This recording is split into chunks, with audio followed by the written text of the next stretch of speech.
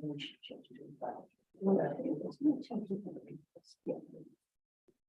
to go. Okay, we'll pick up on business arising and unfinished business.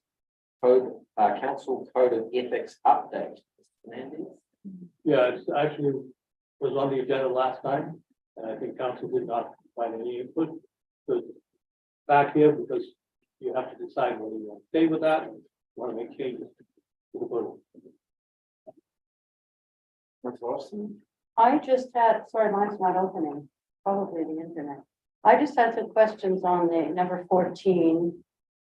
I think I figured it out, where the consequences. Yeah, because I just heard something, I just heard something. I heard something from the federal government today about someone that broached their code of ethics, and in some cases, nothing really happens. Like, is it driven by the CAO, by council itself, or by the people within? Say one of us does something really terrible that we shouldn't be doing. You have to have consequences, or it doesn't. And there are some in number 14. They can censure you. I don't see anywhere in there where it says they would take part of your salary back, like happened in North Cowichan. Is it in 2 weeks? Is it in that? 2 weeks.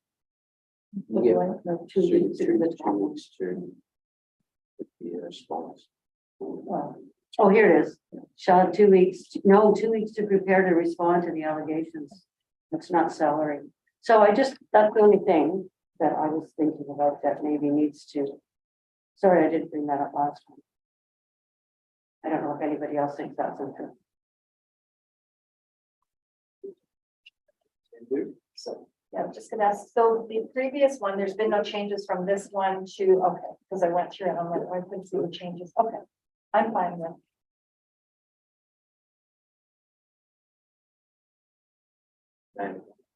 Thank you. I'd like to see something similar to North Cowichan's, where if it is proven that a member of this table is in breach of the code of ethics, that there be some financial consequences. And I'm sure that it will be challenged. If not already, it will be if it is implemented. But I think there has to be some repercussions if there is some discourse within the code of ethics. So I would like to see if we can implement something similar to North Cowichan's if possible, and bring that forward for reconsideration at council at the future council meeting if everyone is good with that. I think it's great to have a code.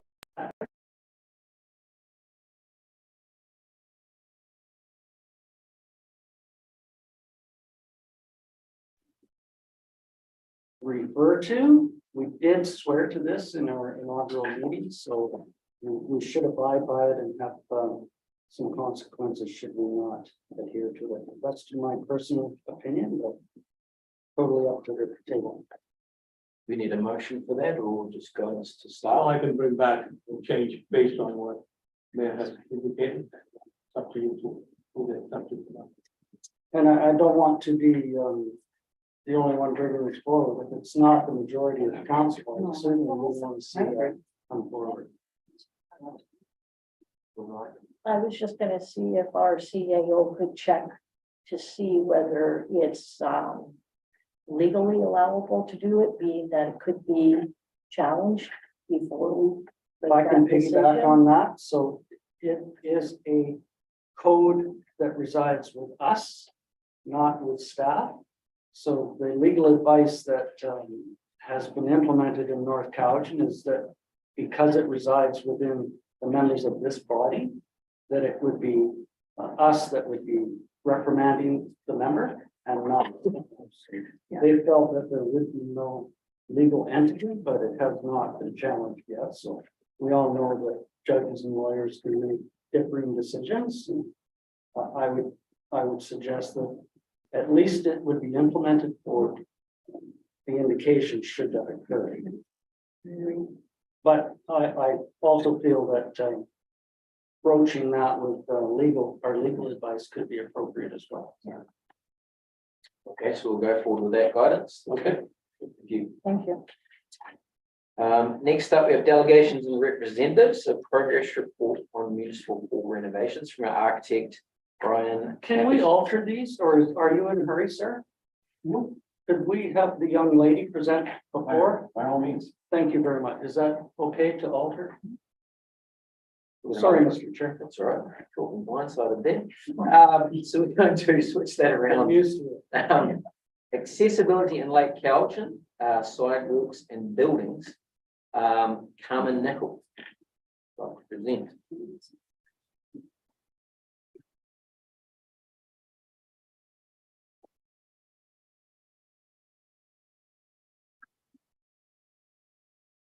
So, personally, I've seen a lot of like issues with stuff like that. With living with people who struggle with, like disabilities and accessibility around the town. I've seen like them struggle to get like up sidewalks and stuff, or like just like walk down a sidewalk. Cause that's hard for them, and if it's not maintained properly, they can't. There's also like different accessibility into like stores and stuff. So like, can someone get in that store if they can't like walk with their legs and stuff? So if they're in like a wheelchair, you know, I have stuff written down. I don't know, stuff like that, like, anything, like, is there a sidewalk there? Like, if someone lives on a house there, like, if they were in a wheelchair or use something with wheels like a walker, could they get out of their house and could they use a sidewalk to like go anywhere in town? Or would that be not possible for them?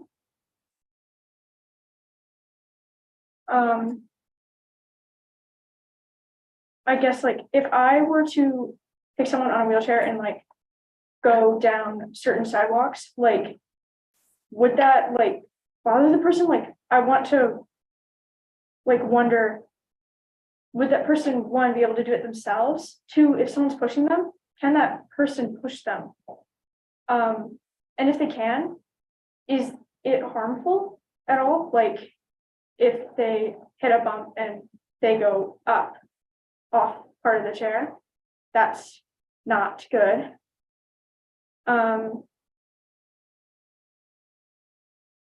Like steepness of stuff sometimes, because if something's too steep, it's really hard to get up. Like if someone's in a wheelchair, like how they're gonna wheel themselves up there with like just their own two hands.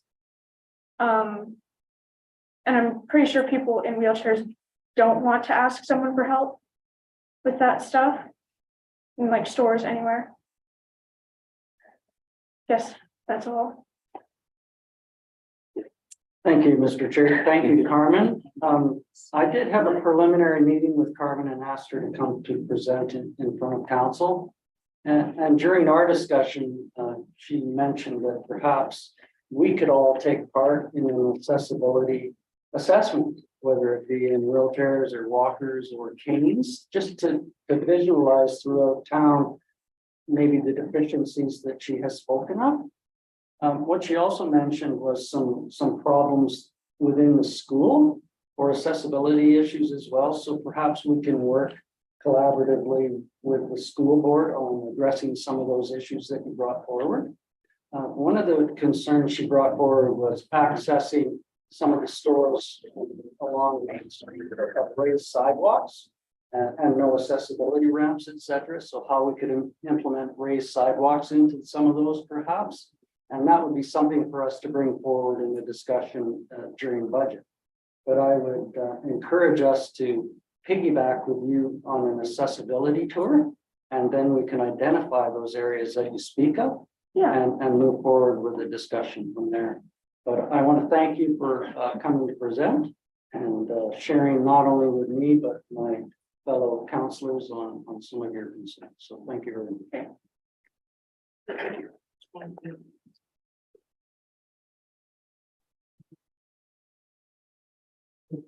Good job. Next up, we have a progress report from the municipal hall renovations from the architect, Ryan, I hope I'm pronouncing this right, Kapuzinski. Perfect. Mayor, councilors, thank you for inviting me this evening. Brief status report. I heard from the contractor just before this meeting that they plan on being finished at the end of April. It's their current goal. That being said, we've heard this before from, so that's just what they've said to me today. They may extend it again. I have no control of that. I understand from Joseph that you wanted to ask me a few questions about some of the extras that have been happening on this project. I'm certainly willing to give you as much detail as you'd like to see. Just say that I hope this doesn't feel like an interrogation to you. It's just questions that we're obviously being faced with from the general public as well. But just for clarification, so what is your role within the project? I'm the architect, so I'm also the prime consultant, meaning I oversee all of the engineers involved in the project, of which there are about 5. Now that we're in construction, my role is contract administrator. So the town and the contractor are in a construction agreement, and I administer that agreement. So contractor, it makes a claim of some sort, I review it, pass it on, work with Joseph, and stay basically in the middle. So the role of the consultant in a construction agreement is rather an odd one, because I'm paid by one party, but I need to be fair to both parties. So sometimes the person paying me is getting news that they don't want. Right. It's just the reality of it. Any questions from the table before I turn? Madam Gondel. Thank you, through you, if I may. Some of the change orders are definitely outside of the scope of what could be realized prior to that project starting. Any renovation, you're going to see some change orders come through. I think what we're lacking in those change orders are some of the descriptions on the reasoning and the scope of the change order. For instance, some of the shear walls that were not initiated originally and then have been implemented because of code requirements. I think that came as a little bit of a surprise to this table, and a significant increase in the cost. So when they come forward in the future, if we could have a little descriptive idea of the scope of what was intended and the scope of the change order, I think that would help us moving forward in our decision. Sure. And it's not to say that we're not going to implement those change orders, but we do have to be fiscally responsible within the contract that we have obligated our citizens to, embrace. Certainly. And we all know that regardless, it will not come within budget. We all know that. I think, are you doing a renovation? It never is within the scope. We do understand change orders will impact that, but a little more descriptive nature might help us. Sure. There's a chance that you're not seeing all of the documentation, right? Because the actual change order that Joseph signs makes reference to earlier documents called the contemplated change orders. And that's where we bundle the architectural changes, structural, mechanical, electrical, whatever they might be, into we produce a document that says these are the changes we want to make, Mr. Contractor. He comes back to us with a price. That price then gets folded into the change order after the team has reviewed it. So probably what you're seeing is the quote and the change order. You're not seeing the backup documents that describe what exactly is in that change. And I'm not suggesting that we act as, oversight on that project, but to make that decision on that change order just by a number, it is problematic at times. I can understand that. So even just a synopsis of what the indication was in the original and what the change order implications are, I think would suffice. I get a little too close to it myself. No, I forget that everybody else doesn't know all these things. So there are 2 real sources of changes on this project. One is, as you mentioned, unforeseen site conditions. We didn't have any existing drawings of the building, and we did not have the opportunity, and we never do, to do any exploratory demolition before the project starts while we're preparing the drawings. Particularly in an occupied building, that's too invasive. It's just not possible. So we've all been doing this a long time. We take an educated guess at what's inside that wall, and we're not always correct.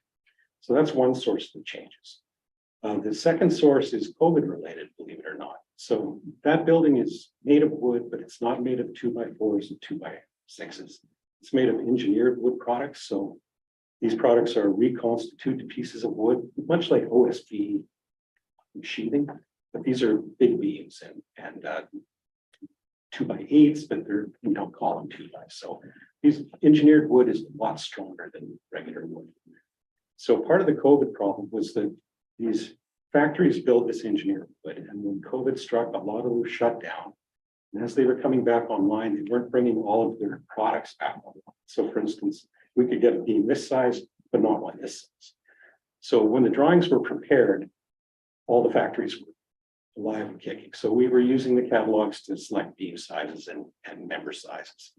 When the project was tendered, none of the bidders mentioned to us during their research and putting together the numbers that these products weren't available, and it wasn't discovered until they went to order them.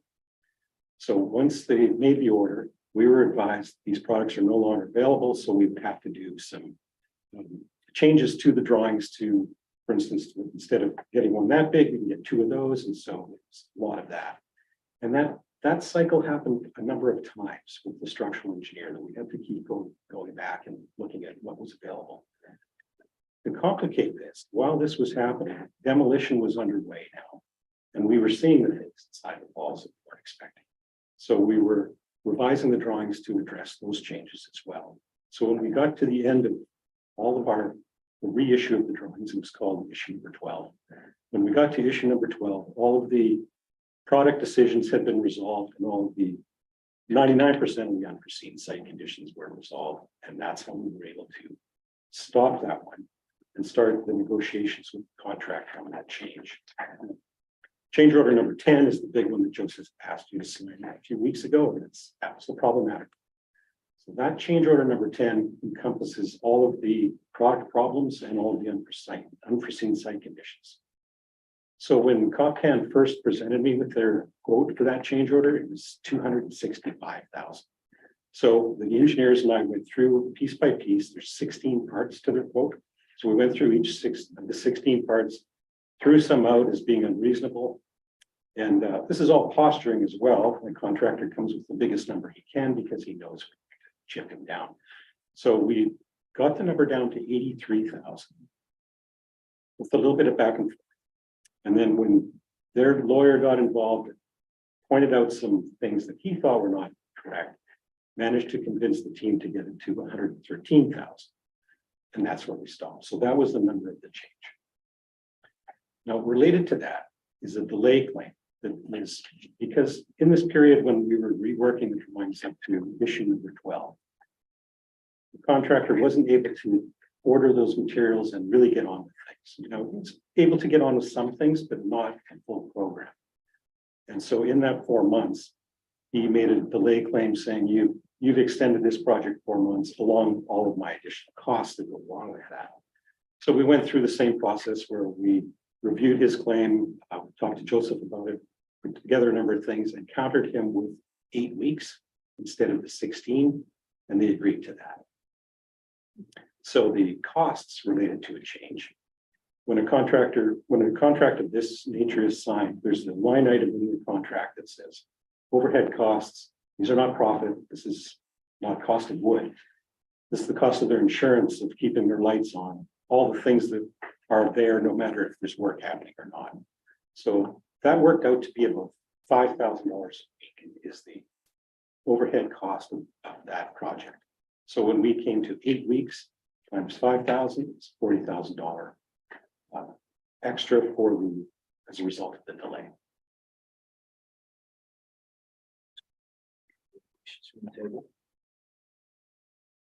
Just on the change order number 10. So when you get these change orders, obviously they're breaking down material and time and everything. So that's the detail you do get. That's right. Yes. Okay, so with these unforeseen circumstances, like it's obviously a shared issue with both parties, like no matter what renovation they're in. So why would we have to foot that bill when it's a worldwide problem? That the contract is not willing to eat any of that. So you're talking about the risk of the two. No, it's more like the material issues. There's a shortage. We have to rethink. Like this is an issue with everyone. Why are we on the bill for that? Like why isn't it stop work? We have to do it. I realize they can't plan jobs, but it's part of construction. If you shut down on a job, it's why are we paying for that time when everybody's experiencing those things? That I would almost need to speak to a lawyer about that. I administer the contract. I certainly didn't write it, and contracts are not fair, particularly the construction contracts. A lot of risk goes with the owner, unforeseen, unusual events. The risk with the general contractor is if one of his sub-trades decides to change a price, or if a material, or if they forgot something in their bid. So that's all their risk. So some risk is on your side, some is on their side. And in this particular case, all of that risk is on your side of the contract. We're now being asked, or warned that there will be weather-related delay costs added to change order 10. Nothing will be added to change order 10. That's behind us. But they are new. It's a new one. It won't be added to change order 10. That's correct. So I don't know if you have any insight on what these weather-related delays are. They haven't made that formal delay yet. It's been a shot across the bow, as we say so far. I discouraged them from making that claim. And I think that the argument for that claim would be easily put to bed by, for instance, using this building. There's a very big factor in that. They did that job under the assumption that the building would be occupied the whole time, except for a very small period when those offices that the people are sitting in are actually getting renovated. So Joseph was able to relocate everybody out of that building. Now, those savings that the contractor is seeing by not having people in that building, which are significant, have not been reflected. And that will be our argument for any future delay claims. If everybody was still sitting in that building, they would have a lot tougher of a time. So the delay claim has not come. I'm not sure it will. Okay. But it's on our radar. As far as change order 10, I know that it was talked about that because they didn't have the as-built drawing, they had to do things in a different order to what they were planning as far as schedules. Is that right, or is that part of it? That's a little bit part of it, in that they would, because they couldn't start framing and get on with things that they normally do when the wood arrives. That part of the work had to be postponed, but the foundations did not. So the foundations are the first thing they do, and that was able to proceed. So it wasn't until that they were actually starting to get held up by the inability to attach lumber to the foundations that the real did start. And that they notified us of that issue once it came up, because I feel like they should notify us before that. They did. There's a formal process where they say, we are going to make a formal delay claim. This is what it's about. So they did give me that notice. Okay.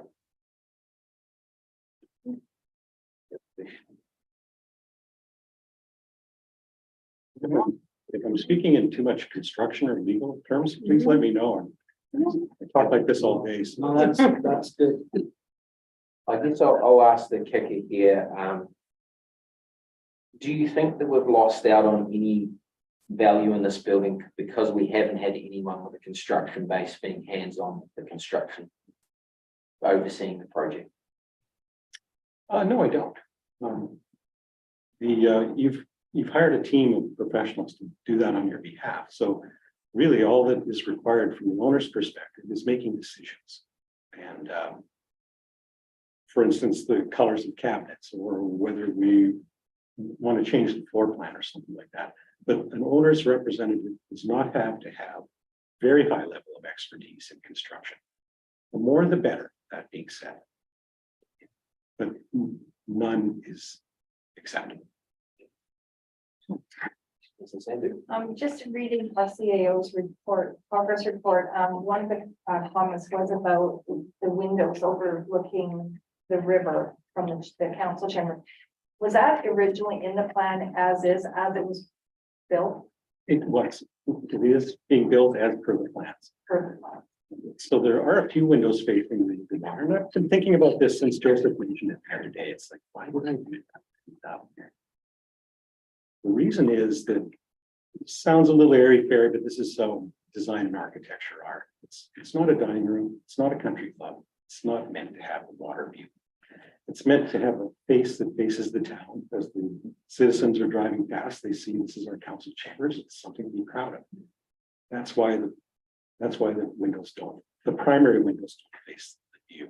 They face the street, you face the town. And from what I understand, it'd be pretty hard to add windows at this stage with that structural. That's correct. We had more windows facing, there are some windows facing water, and there were more, but there's the shear wall component now. If you have a building with 4 corner posts and a roof on it, and an earthquake happens, that building twists and will fall down. So if one or two of the walls are solid and won't change shape, those are shear walls. That building won't fall down. So we had the structural engineer advised that a certain percentage of the walls in the building have to be shear walls in 2 directions for this technique to work. And the council chambers is a very big part of that, in that we have as many windows in that part of the building as he will allow us to. Any more and it becomes unstable in a seismic event. So we won't be changing that, it is as is. It is Okay, as it okay. is. And mine, when that came on our iPads, my first thought was because it's in behind was vandalism windows was the first thing I thought. That I probably wouldn't be a good idea to add bigger windows in the back. But that's just my thought. There is a door there, so. In some sort. There are a few windows and a glazed door. About a third of that wall is fixed at the moment. Have you been in? No, Offer you a tour. we don't have hard hats. After, But, after 4:30, you don't need hard hats, oh, but you still need to be escorted. That'd be nice to. Yes, yeah, we should. Sure. We can arrange that To do a anytime. tour at the end of April. Before that. Have one now. It's very exciting. Invite boards and Anything else? No. Thank you very much. I'd like to thank you for your time. oh, Thank you. It's anytime. been insightful, thanks. I realize this is a difficult process for you all, and it's like having a great big baby over there. Thank you. Thank you. And baby's overdue. The baby's over. Yeah. But they say once you have a baby, you don't remember how. No, that's. From a man's point of view. yeah. Yeah, well, yeah. My wife would say that. Thank you, and Don't feel you have to stay either.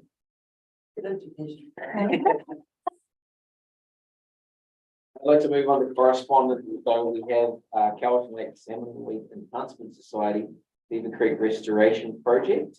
I think that what is being asked is for a letter of support to the to what's been proposed here. Any discussion from the table on that?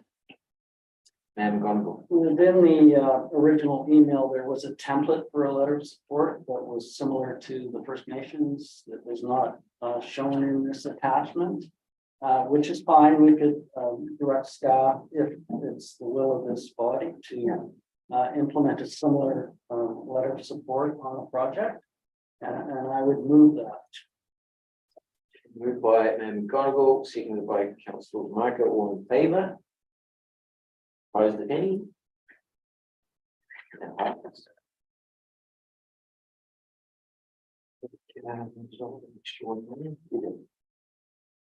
Information and consent items, River Road. Mr. Fernandez? Yeah, this is basically here because it was not directed to council, it was directed to the APT and Public Works and myself.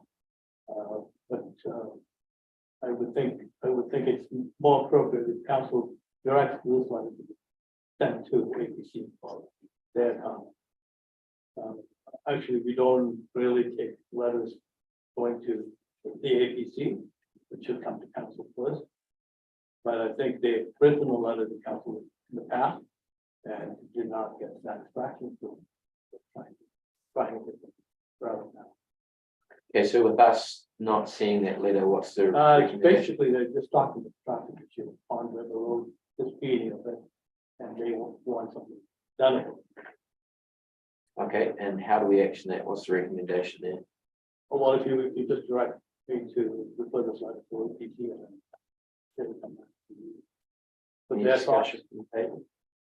Councillor Sanders? Just, so what will the process do going to the APC? Well, they can only make recommendations. They can't really enact anything. They can't give direction to staff. It'll just be a comment from them as to whether there is, a decision warranted or recommendation warranted.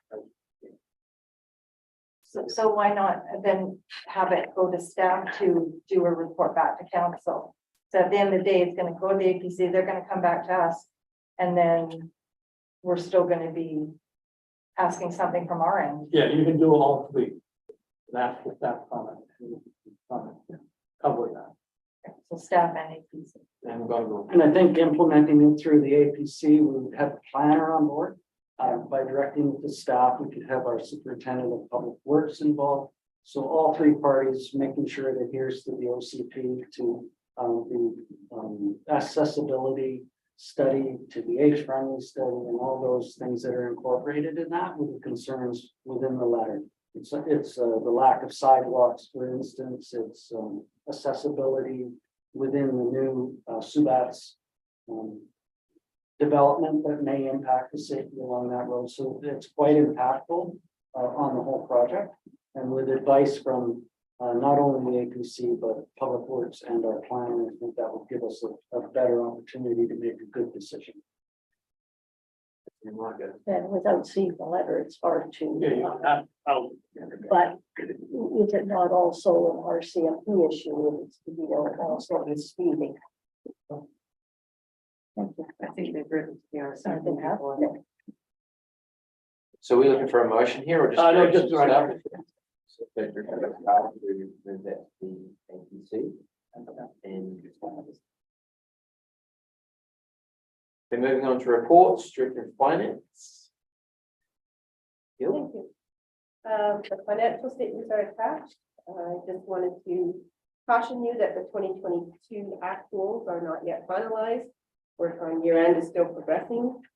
And the 2023 budget numbers, they've actually changed slightly. You can see that this report was done, so that is still being worked on. We're getting close, but numbers are not final as well. Council should look at maybe setting some dates and times for to review and have some budget discussions. We'll do that now or later in the meeting. The utility billings were mailed out at the end of January. So if there's anybody out there that hasn't received their invoice, they need to contact us and look after getting you another one and figure out why that hasn't happened. Another thing that council had mentioned at the last meeting was the possible increases to the camping fees at Lakeview Park Campground. So I thought I would summarize here what the rates were in 2022 and what they are now in the budget that was passed for 2023. And there is some information on rates at other campgrounds as well, which we have looked at. And I don't know if Mr. Smith has anything to add here, or if council has any questions, we'd be happy to answer those. And we've got to go. Thank you. I think at this time that we leave the rates as are presented here, and then looking forward into the future, we're looking to implement some changes that we do it incrementally, along with the contiguous sites that are adjacent to us that would be doing the same thing within their impacts of inflation and other factors. So this has already been implemented in the bylaw, and to amend that now, I think would be problematic, not only administratively, but reservation wise. So that would just be my thought moving forward with what we had decided previously, and then looking at incremental changes. So for clarity, that bylaw has already been approved, right? So there's no. Yes, there was rates. The bylaw that was being approved has all the rates for the Couch Lake Education Center for the campground for the office and also for fire, and so, No action needs to be taken.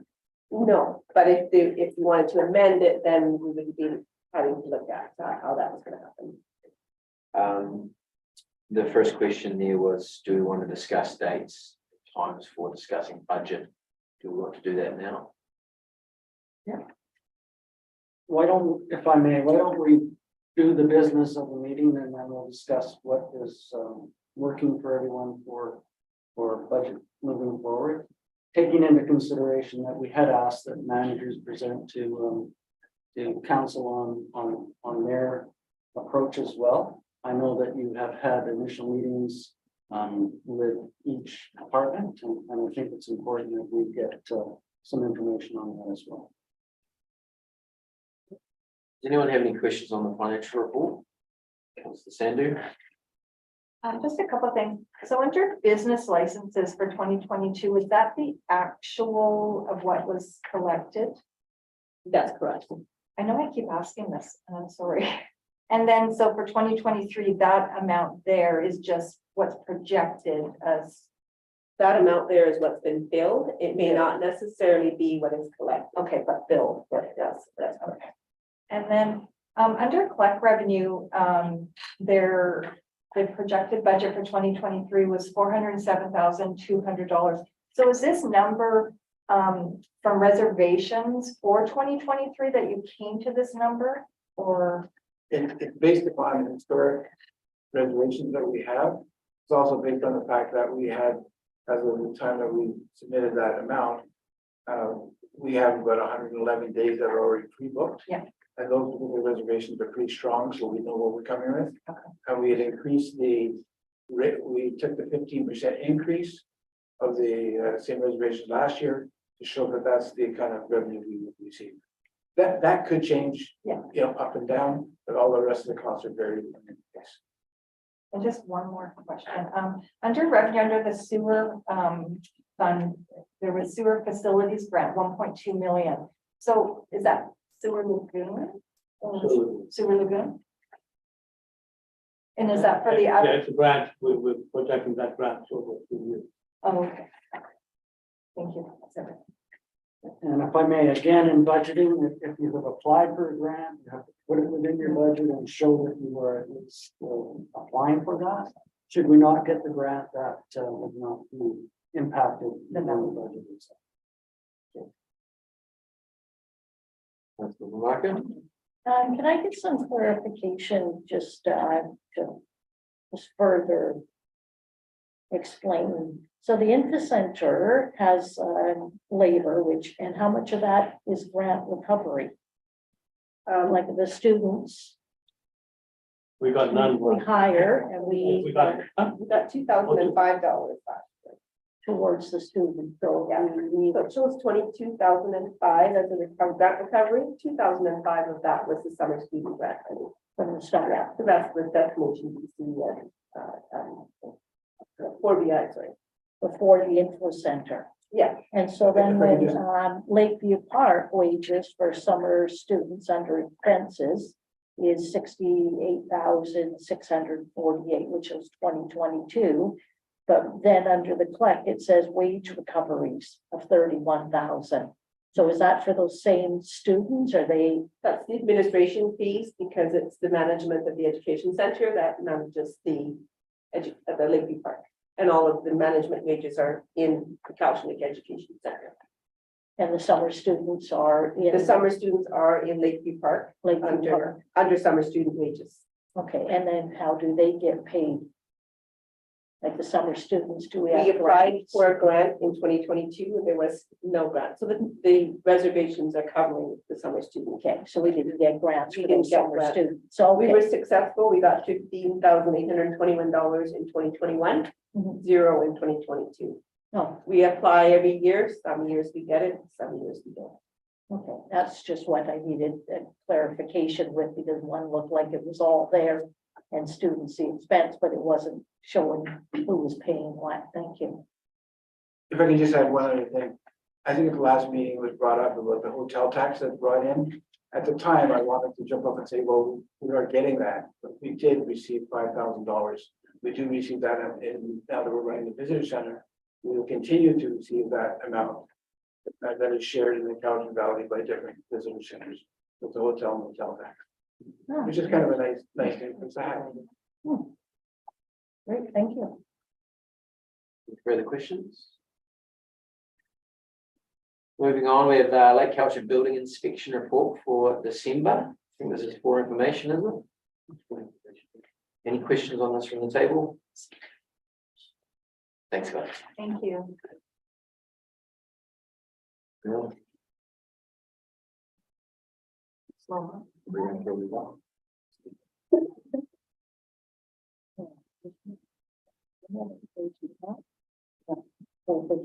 Microsoft, yeah, it wasn't doing that earlier today.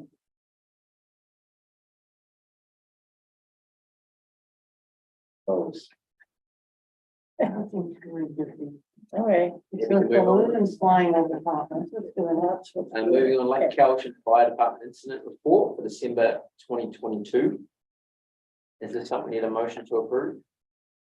I'd like to motion that we pay the 10,977.38 for the month of December, please. Councillor Austin, we have a seconder. Councillor Sandu, all those for. Against if any. It's passed. Just a question on that, if I may. Yep. We see a number of hydro trouble calls. We did have it on, Tree down. because they were doing some improvements. Trees down, that's one issue, and we also had an issue with poles being replaced.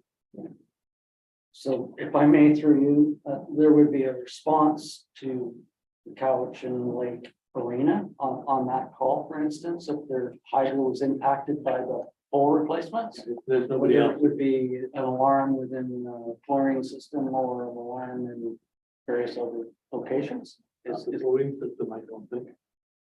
Not ours, No, no. because The arena, they're possibly. Yeah, and then it shows one, if I may, it shows Couch and Lake Arena had a call for Yeah. hydro trouble. One at Hammond and Stone, we all know what that was. Yeah. When the Yeah. top pole was taken off. So they're mostly weathering it for infrastructure replacement. Thank you. Yeah, I think there was one on North Shore Road, if we came down, oh, Meat Creek, I think. Also like that. You're moving along, municipal hall update for January. Mr. Fernandez. Don't know if I need to add anything. What would it be said? I've got a couple, sorry. I've got a couple of questions in this. So, I guess one of the biggest holdups was getting Talus in there from us. We contacted Talus. Talus and Shaw. And then are we using Talus Security or are we going to go with a private? We're looking at the second option. Okay. And then another one, is there an update on the generator? Yes. The generator is delayed, it's going to take a fair length of time. And so the UBCM has basically, because they waited 18 months to see us complete that project, they've canceled the grant. So I'm reapplying for the grant again. And I think we have a good chance of getting it. But they're going to do everything that's necessary for the replacement of the generator in that building, which is the must. So from what I understand, if we do wire the generator in for future, we're kind of stuck with that brand of generator. Yeah, the issue is they're not going to wire it for that. They're not going to leave it open for whatever generator we buy. So there's going to be no work done on it, but will be done afterwards. Okay, thank you. Any other questions about the municipal hall progress report? I think, okay, moving on. Next up, 63 Cowichan Lake Road unsightly issues. Is there an update on that property, Mr. Fernandez? Nothing at all. And I think what best is I bring back a report on this, the council can then mandate what needs to happen. What actions have been taken on the property? Basically the same ongoing issues that we just let us go out to the owners and So could you explain to me what the next step is to, Next step is the council to make a decision whether they want to demolish that building. You have to go through this. not going as far as demolishing, but just the outside, like I think our main concern was You can do garbage, that. just clean up the property. So that would be something you could bring to us next meeting. Not sure. Yeah, right, you know. Member. Through you, if I may, has there been bylaw enforcement on site Yes. on that property a couple of times? Few times. So we have that as background information for that unsightly. We have dealt with a number of unsightly properties in the past, and unfortunately, it does take a structured approach to make sure you're within the line of everybody's rights and responsibilities. So I know it's frustrating at times, but some of them can take considerable more time than others.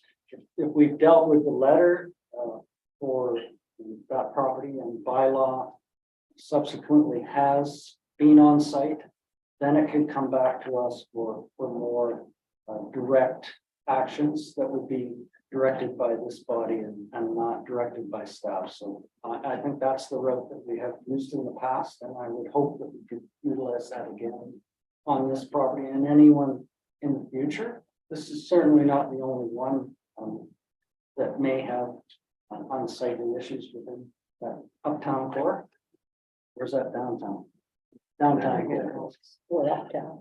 You're uptown. Yeah. But I think patience is a virtue, and we have to be virtuous on this.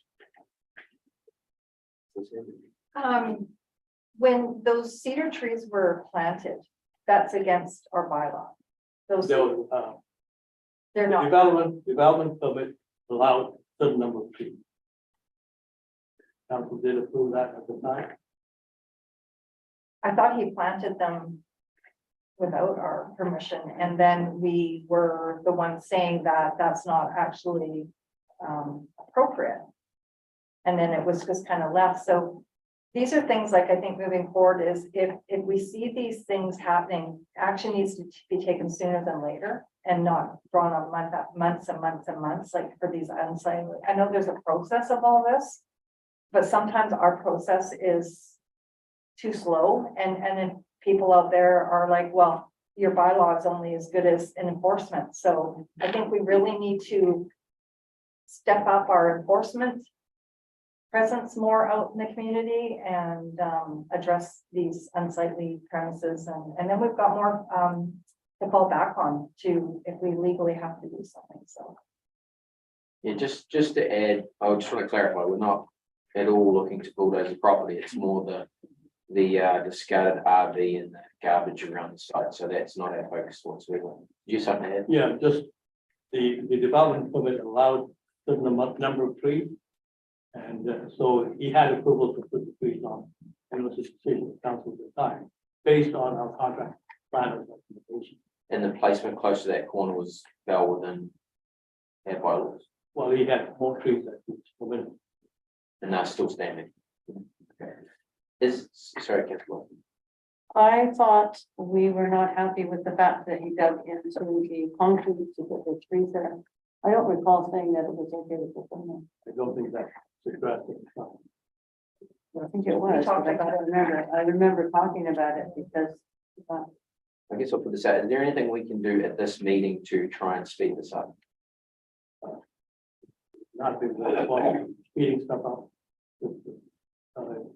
Good example is Neva Road.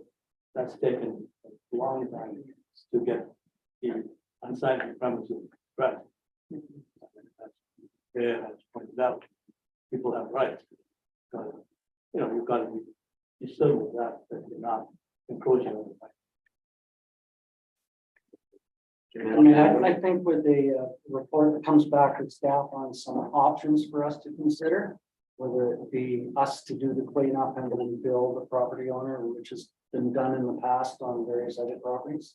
If we wait for those suggestions, hopefully, given some lack of attendance that could be possible, we could delegate that to another staff person, perhaps, to bring that forward. On some suggestions, I'm not sure, but just on what we can implement, moving forward on the thing. That, anything further on this? Accessibility committee. Yeah, this has been mandated by the province. And we have to establish, we have to establish accessibility committee by September 5th. So what we've done is we've met with the other CAOs and the CAO of the regional district. They're talking about setting up a regional accessibility committee, which might make sense at this point, because then we don't have to administer them. And we're having another meeting on March 6th with the CAOs to decide which route we want to take.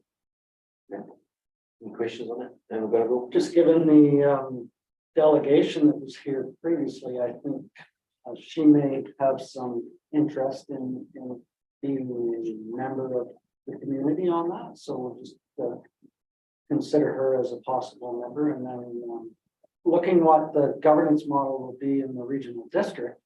Hopefully there is representation throughout the region on that. I have not seen this come to the table yet, so it's still in the initial discussion with the CAOs of the various municipalities and regional districts. So it'll be interesting to see what the makeup of that will be. And Boston. Just to remind everyone that the age-friendly report that we did a few years ago did address a lot of those issues. Some were actually dealt with at the time, so there's still some good information in that age-friendly that we did quite a while ago. I appreciated, Joseph, your options, the benefits and disadvantages, because that really gave me insight as to the pros and cons. And I think for something like this, for our community, I support option one, just because it's more personal and it's not just, we're not going to be just, it's not going to, things will follow through. So that's just my take on your report, good report. It's just for information until we Yeah, meet. no, yeah, if I may. Yeah. I think what council and this is raised is, what is this council take on it? Should we go regional or should we go local? And that will help me in my discussion. I'm happy to go with two, because I do think we have a lot of committees already that we're working with. And we just have to make sure we have one or two people from our area that are going to be involved in this, that will bring our issues to that committee. So I would go with option two on that one. Any further discussion? And go. I think we see what happens, what comes from the CBRD CAOs meeting, what their indication is. It'll come in a staff report similar to this. Then we make a decision whether we want to go regionally or focus locally with some input, as mentioned in the staff report, keeping the local autonomy and different impacts within the regional district who do not have approval authority, for instance, in subdivisions, and wouldn't have the same ability to accommodate some of those concerns that were raised by the delegate. So it would be interesting to see what comes forward from the regional district, and then make the decision whether we want our own local accessibility advisory committee moving forward. So Just a question to our CAO. So if this does go to the regional district, where do the funds come from? That's a good question. It'll cost us if we go with the regional model. We stayed with ourselves, cost will be minimum. Back into. We'll have to contribute. And that would be the question, whether we have the staffing time that would be required with that committee to keep it as local. Thank you. from my perspective, I think it's important that, I mean, I find we get lost in some of these regional things, so option one would be great to look into, but I agree with them and kind of go on, let's see what everyone else has done until then we can make a decision from there. Is everyone happy with that? Yeah. We'll move on to emergency equipment again. Fernandez, so, geez. Yeah, this is, thing was requested of me, back some time ago. I've had a chance to talk to the emergency individual, April Diver, back in December. And I went over the fact that, there was some concern that we did not have enough equipment to deal with emergency. And so she basically outlined that this local emergency, all communities are faced with the same issue.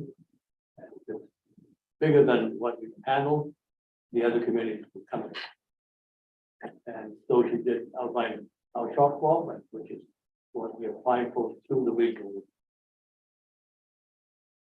Any questions on this? Councillor Sandy? I just had a couple of comments. I look more to natural emergencies, earthquakes, forest fires, where we sit.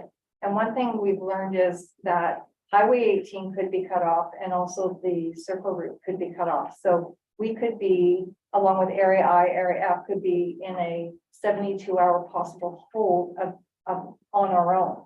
So my thing from day one has been, do we have, who's our contact person if there was an emergency?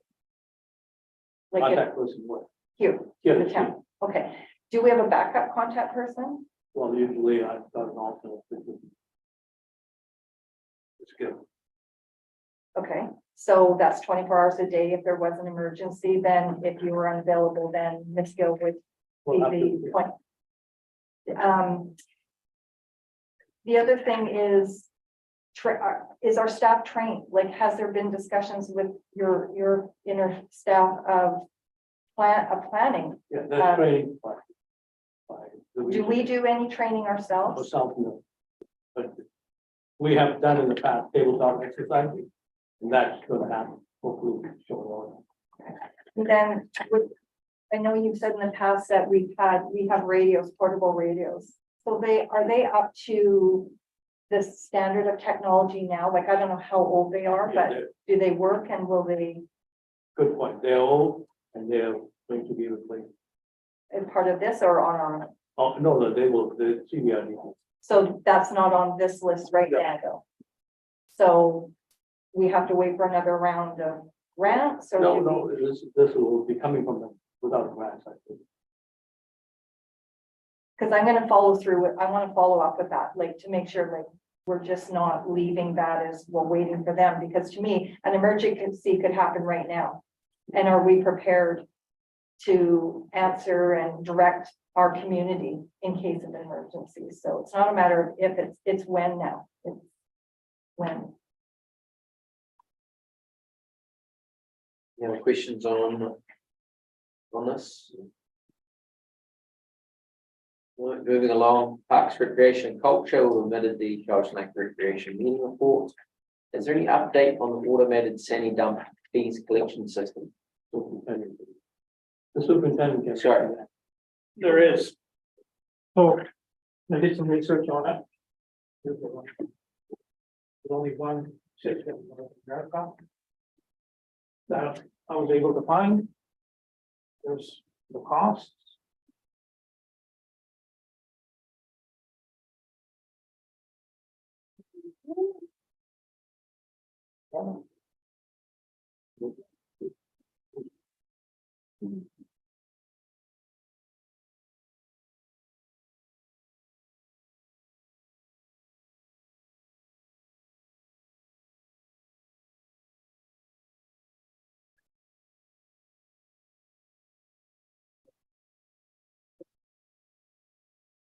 And do you have a recommendation on this? So just a few things I left out on this. What they recommend, what the fella I spoke with says that if we install this in the past, what they're seeing 30 to 40% increase of revenue. But then we also have costs, right? So in our last meeting, we did have some discussions on that. I think we need to go a little bit further maybe before we make a decision if we're going to install it or not. It's going to be really close.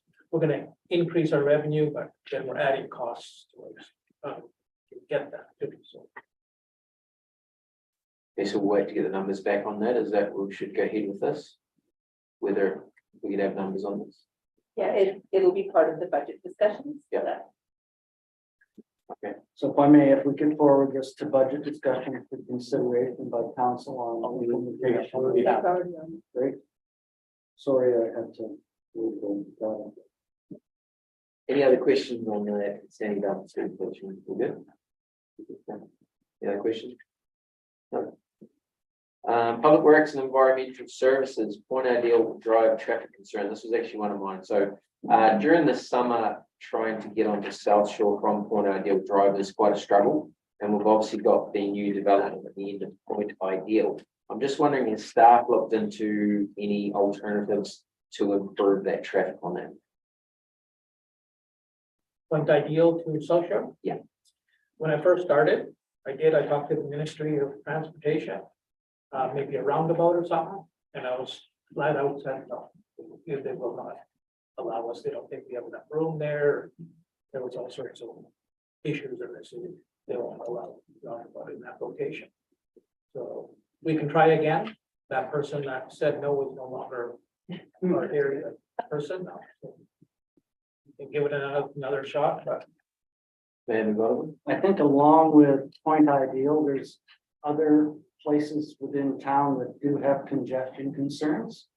So what I would like to see, if possible, is a traffic study consultant that would come forward with some possible solutions on those impacts within the summer months, especially when we see the influx of people from whether it's Sunfest or camping or tubing or other recreational opportunities, not just focusing on Point Ideal per se, but suggesting some options for access and egress on Point Ideal, access and egress within Saywell, whether the implementation of pay parking at Saywell would impact any of those congestion issues, and other options for parking and perhaps commuting from a parking spot. So if that can be brought forward, and I know it's a budget consideration to move that forward, but I think that's the avenue to approach it holistically as a whole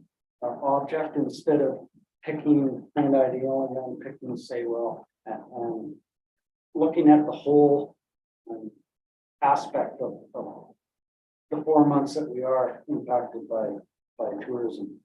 That would be my option to move forward, but still moving forward with some conversations with MOTI on what could be implemented at South Shore and Point Ideal in the interim to alleviate some of this problem. That's lost. Yes, I think I mentioned it last year that a lighted crosswalk there would help. A lot of people park on this side of the road and they're walking across the street. That would help and that would alleviate some of the traffic, because when someone stopped there, then they could come out. So that was brought up before, and I think we probably got to know on that one too, but that would be a good idea for there because it is very busy there for people walking back and forth across the road. And a follow-up, if I may, through you. Anecdotally, we've heard that within summer months, when people are recreating on the lake or the river, that is very congested on both sides, parking on both sides of Point Ideal, trying to access and egress from the Centennial parking lot. Whether or not a single side parking could be implemented or some sort to alleviate the congestion for emergency vehicle access, etc., should it be needed. People park on both sides, fill their tubes in the middle of the road or and I'm not picking on you, sir. Those are people that are in their own tubes, but and that could be implemented in the study as well, how to allocate parking perhaps on one side or whatever. So I think by jumping at one, we're not solving the whole problem. Thank you. Yeah, and I agree with that because we could, in conjunction with that study, also put in the River Road, the North Shore Road, because of the increased traffic that comes from the Sunfest, the River Road from the North Indian Road and River Road. With a road from the person who the news that Yeah. news, all the increased traffic coming there as well. Okay. Yeah, and North Shore Road. So is everyone happy with direction to contact MOTI for temporary relief at the end of that road from staff, and then we'll move the rest to budget discussion. Okay. New business, so attacking delegate, council representative. Council Austin. I think so. I'm actually, the parents are doing it all now. I'm very proud of them. One of them was here, and, Harmon is going to be going to, Japan. So there are 11 students and at least 6 adults now, and that's moving along well. They've made nearly $500 in bottle drives.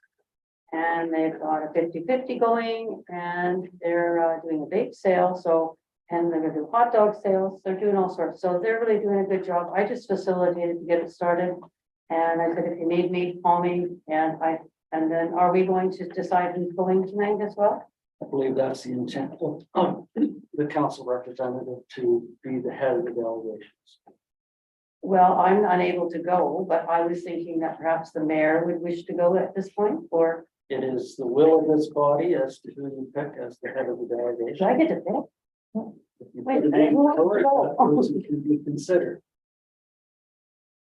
Well, I would pick the mayor to go this time. I think you've been to one of their meetings up at the high school and gave them some information. A few other people have helped them too, and they're doing a really great job. I'm really proud of them. And I'm suggested they keep that bank account open for the next group, because the next group's already ready to start in 2 years, so. And homestays for the Otaki group that's coming in September. I've mentioned to them that they would be expected to be homestays for them. So I think it's all working out really well this time. So it's up to Mayor McGonigal if he'd like to be the one to go this time. I would be honored to represent the town as the head of the delegation, but I'll make the motion then. Seconded by Councillor Sandu. All those in favor? Yes, again. Congratulations. Then we'll get rid of it. Hey, I'm deputy mayor. I get to do stuff while you're gone. Yeah, sorry.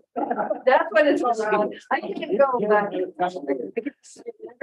if I can just piggyback on that, I think with COVID and some other issues, whether it was Fukushima, nuclear reactor, the bird flu, there's been a lot of impact on the Otaki exchange, and just to see the interest come forward and rejuvenating this opportunity for youth within the school system for cultural and educational possibility.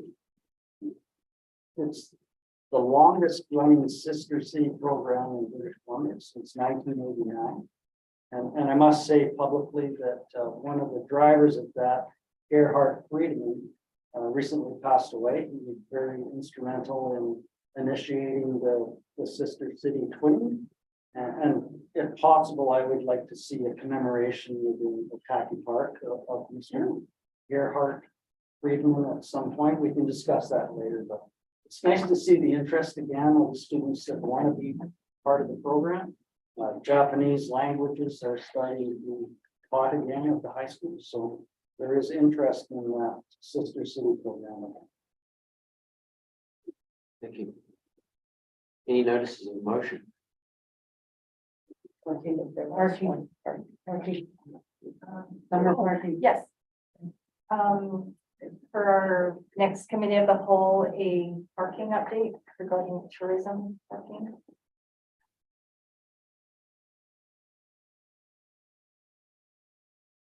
The others? That may be an option, if I may, through the staff to piggyback that transportation consultant within that parking consideration for the notice of motion, how we could go forward with any consultant that may be needed for that traffic study. If possible. Sorry, is parking and traffic, is there someone that does specialize in those two things? They do.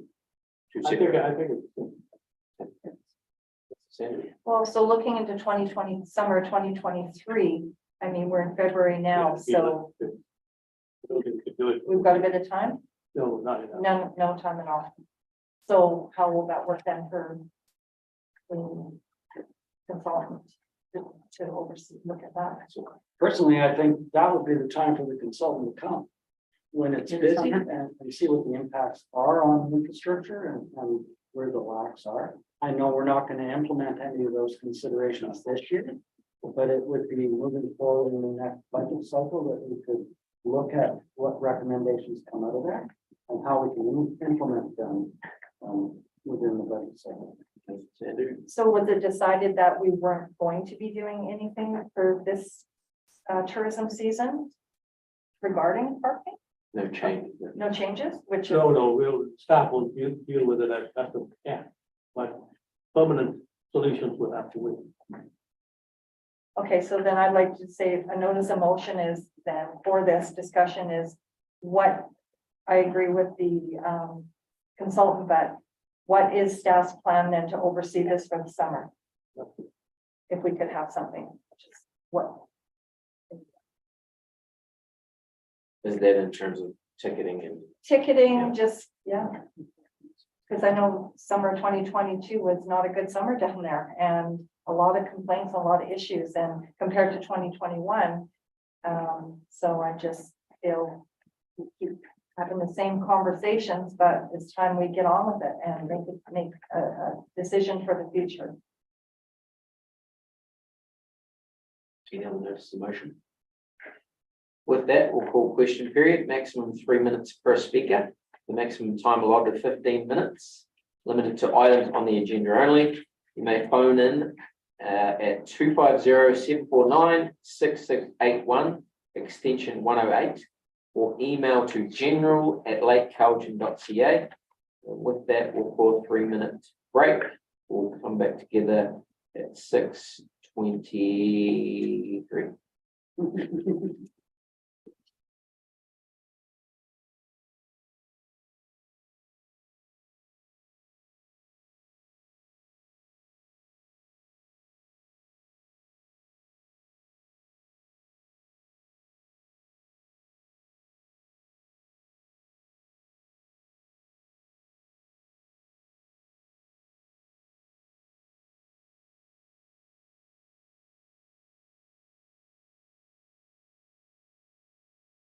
Dollars today.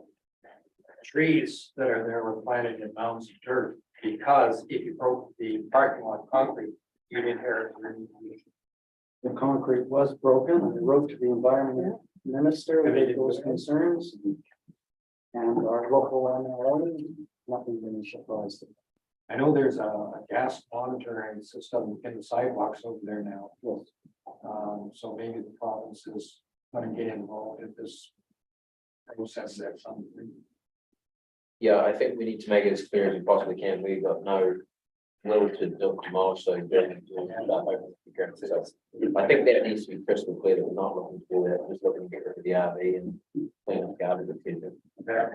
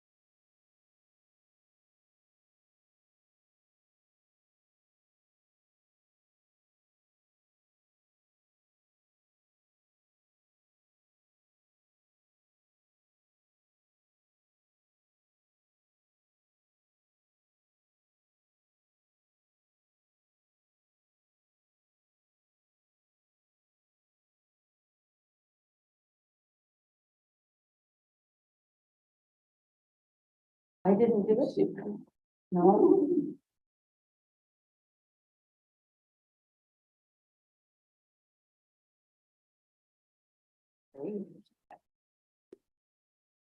And we received.